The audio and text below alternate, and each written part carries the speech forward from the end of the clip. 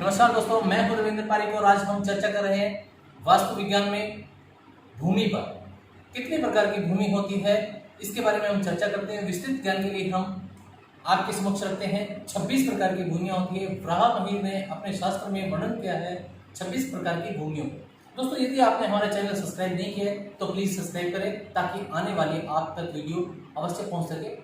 दोस्तों, वराहमिहिर जी ने 4 दिशाओं में चतुर्दिशा भूमि में चारों दिशाओं के संदर्भ में अलग अलग वर्णन किया है। वास्तुशास्त्र में वर्गीकृत करते हुए उन्होंने 26 प्रकार की भूमियों का व उनके नामों का उल्लेख किया है, जिनके अलग अलग प्रकार और प्रभाव। जैसे नंबर 1, गौविथी भूमि। जो भूमि पश्चिम से ऊंची हो, पूर्व से नीची हो, ऐसी भूमि को हम गौविथी भूमि कहते हैं। ऐसी भूमि पुत्र संतान के लिए लाभदायक होती है। नंबर 2, जलविथी भूमि। जो भूमि पूर्व से ऊंची हो, पश्चिम से नीची हो, उसे हम जलविथी भूमि कहते हैं। यह भूमि संतान का नाश करती है, इसलिए ऐसी भूमि में नहीं रहना चाहिए। यमविथी भूमि।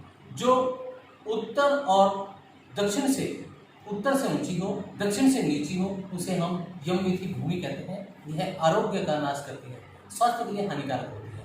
इसके बाद आता है दोस्तों 4 नंबर, गणविथी भूमि। जो भूमि दक्षिण से ऊंची हो, उत्तर से नीची हो, उसे हम गणविथी भूमि कहते हैं। ऐसी भूमि हमें आरोग्य का लाभ देती है।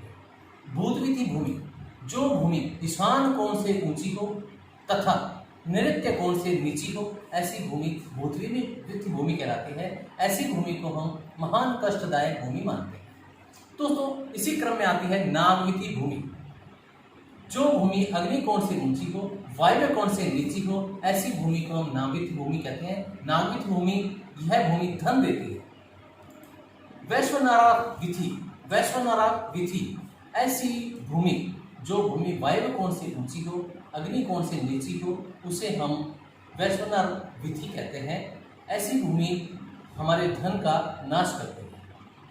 इसके पश्चात आता है 8 नंबर, जिसे हम कहते हैं धन विधि। जो भूमि नैऋत्य कोण से ऊंची हो, ईशान कोण से नीची हो, उसे हम धनविथी भूमि कहते हैं। ऐसी भूमि हमें खूब लक्ष्मी देती है।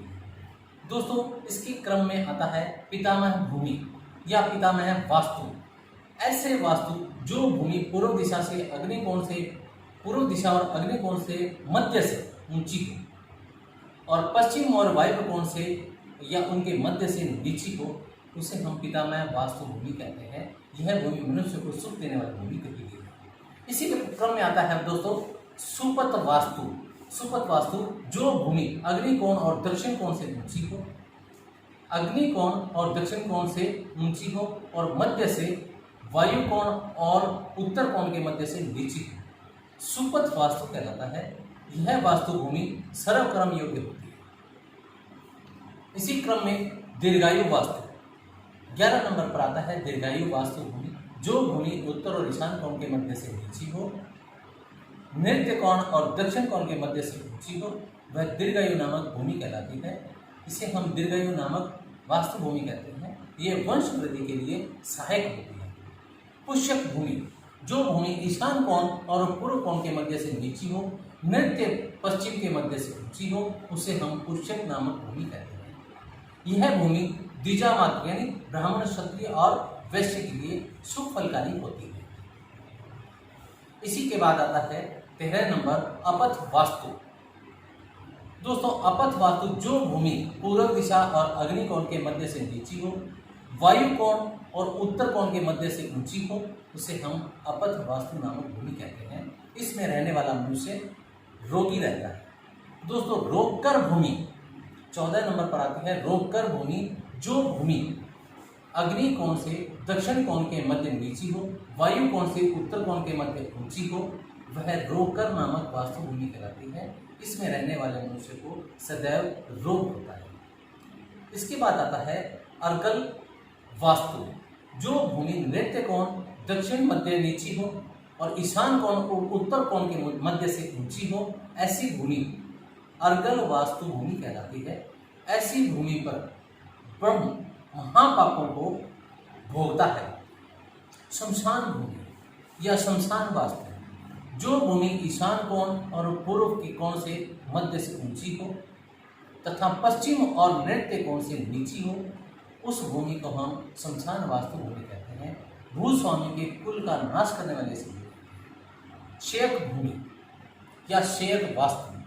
दोस्तों, जो भूमि अग्निकोण से नीची हो, नृत्य कोण और ईशान कोण वायव्य कोण से ऊंची हो, उसे हम शेक वास्तु भूमि कहते हैं। ऐसी भूमि भूस्वामी का नाश करती है, उसके मृत्यु का कारण बनती है। दोस्तों, 19 नंबर पर आता है स्वयंमुख वास्तु। जो भूमि ईशान कोण से, अग्नि कोण से, पश्चिम कोण से ऊंची हो और नृत्य कोण से प्राणी को दरिद्रता प्राप्त करने वाला हो, नृत्य कोण से नीची हो तथा स्वयंमुख नामक भूमि कहलाती है। ऐसी भूमि में रहने वाला प्राणी दरिद्र होता है।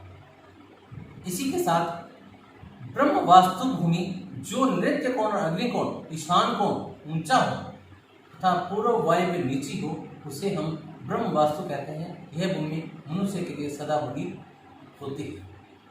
स्थावर भूमि। दोस्तों, स्थावर भूमि, जो भूमि अग्नि कोण से ऊंची हो, नृत्य कोण से, ईशान कोण से, वायु कोण से नीची हो, उसे हम स्थावर भूमि कहते हैं। ऐसी भूमि मनुष्य के लिए सदा शुभ रहती है।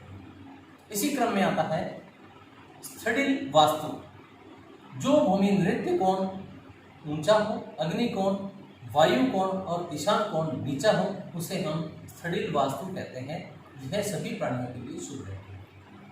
शांडलु वास्तु। दोस्तों, जो भूमि ईशान कोण से ऊंची होकर अग्नि कोण और नृत्य कोण से, वायु कोण से नीची हो, उसे हम शांडलु वास्तु कहते हैं। यह भूमि प्राणियों के लिए अशुभ होती है। सुस्थान वास्तु। जो भूमि नृत्य कोण और ईशान कोण में ऊंची होकर वायु कोण से नीची हो, उसे हम सुस्थान वास्तु कहते हैं। ऐसी भूमि ब्राह्मणों के लिए अति उत्तम होती है। सुतल वास्तु। जो भूमि पूर्व दिशा से नीची होकर नृत्य कोण वास्तु, नृत्य कोण, वायु कोण और पश्चिम से ऊंची, ऐसी भूमि को सुतल वास्तु कहते हैं। ऐसी भूमि क्षत्रियों के लिए अति उत्तम मानी जाती है। चर वास्तु। जो भूमि उत्तर दिशा, ईशान कोण, वायु कोण ऊंचे होकर दक्षिण कोण नीचा हो, ऐसी भूमि को वास्तु भूमि कहते हैं। ऐसी भूमि में वैश्यों के लिए अति उत्तम मानी जाती है।